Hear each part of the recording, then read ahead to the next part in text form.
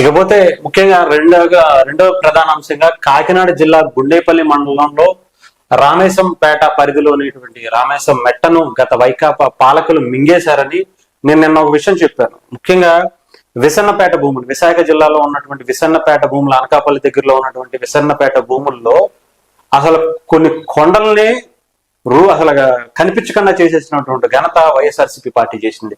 అయితే ఇప్పుడు కొండను మింగేసినటువంటి వైకాపా అనకొండ అని చెప్పారు. అది కూడా కాకినాడ జిల్లాలోని గుండేపల్లి మండలంలో రామేశం మెట్టను గత వైకాపా పాలకులు మింగేశారని చూశారుగా. మొత్తం అసలు ఎక్కడ రూపురేఖలు లేకుండా కూడా ఓన్లీ కరెంట్ పోల్స్ కోసం మాత్రం వదిలేశారు. అది కూడా పడితే మళ్ళీ తోపుకోవడానికి ఇబ్బంది అవ్వదు.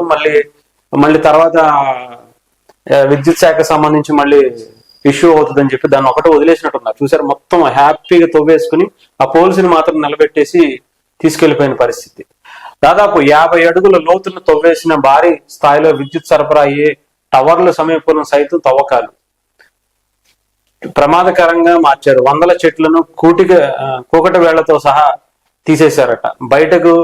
బయట వారు ఆ ప్రాంతానికి వెళ్లేందుకు సాహసించిన పరిస్థితి ఉండేది కదా. నిన్నాళ్ళు చోద్యం చూసినటువంటి అధికారులు, ప్రభుత్వ పెద్దలు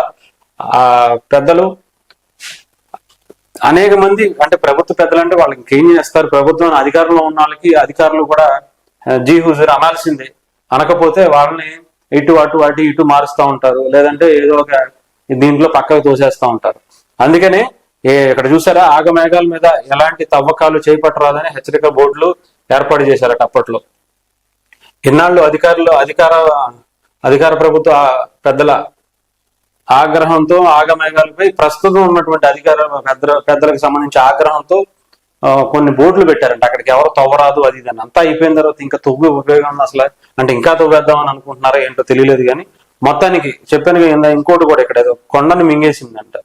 మట్టి పెరుగుల కింద ఇరుక్కుపోయిన 9 మంది ఈ వేరే చోట. రైట్, ఇదైతే మాత్రానికి కంప్లీట్ గా చూసారా, కాకినాడ జిల్లాకి సంబంధించి ఒక ఏరియానే కూడా విచ్చలవిడిగా తవ్వకాలు చేసేసి మట్టిని ఎత్తుకుపోయిన పరిస్థితి వైసీపీ కాలంలో జరిగినటువంటి పరిస్థితి.